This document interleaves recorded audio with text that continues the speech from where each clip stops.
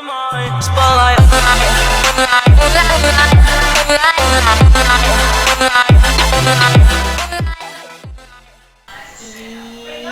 what's up? It's your boy Smatical, and yes, today we are going to be doing the last part of this series, at least for the basic part, which is going to be how to diamond. And this, you guys probably think is a simple one, but I'm going to make it a little bit more in-depth than the other ones have been, even though it's kind of still simple, so yeah. Because this is obviously the main build. And I know I told you guys yesterday that we were going to be doing a staff series today on Voxel, but I got demoted. Not because I did anything wrong, but because they had too many staff members and they said they just were going to demote me. They demoted a bunch of people actually, but they just said me in particular because like I have my YouTube channel and I told them I'm going to be focusing on that. That's like my main priority. So yeah, hopefully I will be getting manager possibly, or at least a high rank on another server. But I don't want to get your guys' hopes up like this time. So yeah, hopefully that won't happen again. But yep, let's get right into the video. So diamond is the main build. As you can see, diamond, they're basically diamonds. But here on Fierce they have special kits. So diamond comes basically with nothing special. You got full diamond armor. It's the strongest out of all the kits. You got your diamond sword, you got your food, but you got swiftness pots because, like the other ones, you do not get speed right away because archer gets speed 3, rogue gets speed 3, and what else is there? Oh yeah, bard gets speed 2. This one you actually have to drink speed pots unless you have a bard, which they can hold speed for you, but as I said in my bard video, it's not great for them to do that all the time. He's chasing me, so I'm trying to real quick. But yeah, you gotta drink your speed pots, and a big thing is you guys gotta learn how to just pop PvP. That's a big part of it. If you guys want to learn how to really become a good PvPer in Diamond, this is all you gotta do. Go on Faithful, go on Myman or something, and just play practice for like 2 hours straight every day, or 1 hour every day, and you'll become such a better PvPer. Now there's a bunch of different things that go into this. You have your CPS up here. Now, you want to have high CPS. The way I click is called the butterfly click, where you use 2 fingers and you basically double click. You guys could all search up tutorials on that. There's also jitter clicking, which is like, I don't really know how to do it, but it's 1 finger, but you like kind of shake your hand in a way so you click faster. But your main goal, have at least 9-10 CPS. That's what I kind of click at. And also play on 1.7. That's a big thing. Some people don't play on 1.7, and I'm very confused at why not. Everyone should be playing on 1.7 so you guys can block it. Okay, this guy's gonna fight me. Here, I'll just show you guys some things. Also, you want to W tap, which is basically when you're comboing something up. If you W tap, it'll basically like it's better for combos. Why am I slowing this thing? There we go. But yeah, I'll show you guys. He has a disarm rack and he has good stuff, so this might not be so great for me. I'm gonna turn the pot real quick. But yeah, be careful when you're on things like this, furnaces where you can't pop very well. My chest plate, right?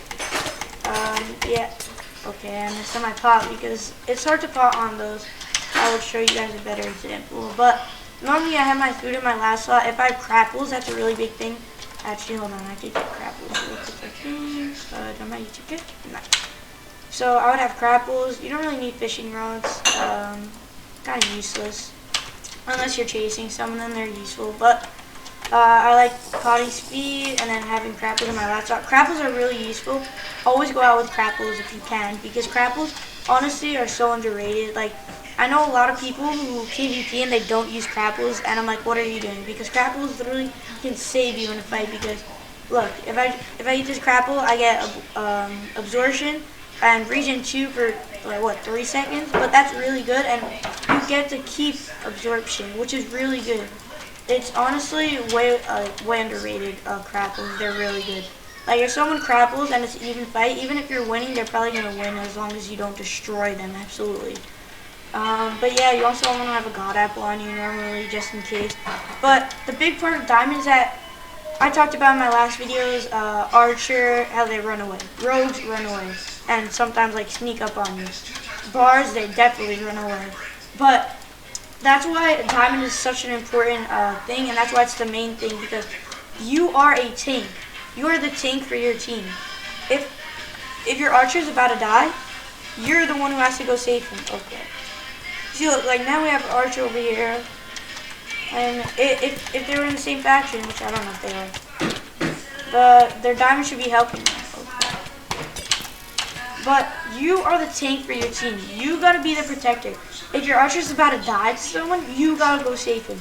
If your bard's getting targeted, your main priority is to save your teammate. Don't just go for yourself to fight other players. You gotta be the tank. Although you gotta try and kill the other players on the other team, make sure your team is safe first. That's your main priority. Because if they die, you lose DTR, you could go raidable, or just dying is not a good thing in general. Just you always want to save your teammates no matter what. That's your main priority as a diamond. Also, if you guys learn how to PvP well, that's really important. You guys gotta know how to PvP well. Learn how to pot quick.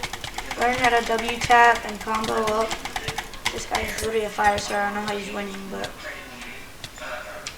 I got a bow. Make sure you're eating your crapples. Make sure you keep potting speed, because if anything happens to you, you always gotta be careful. Because if all your teammates die, you always gotta be careful that you gotta make sure you're potting speed. Because unlike archers who don't really have to worry about it, you gotta constantly be potting speed so you can run away from players. Because yes. Although you are the tank for your team, you're still going to have to run away from people, no matter what. No matter what build you are, you're going to have to run away from people sometimes. If you're low DTR, or whatever the case may be, you're going to have to run away from players sometimes. Like right here, I'm getting 2v1. Even as a diamond, I got to run away. Even if I had a bard, probably have to run away from a 2v1. Possibly not with the bard, but that depends on everything. This build, honestly, I could do a tutorial for you guys on this assassin build on Kitmap, on Fierce Kitmap, because it's really good. Not gonna lie to you guys. But yeah, that's basically the rundown of diamond.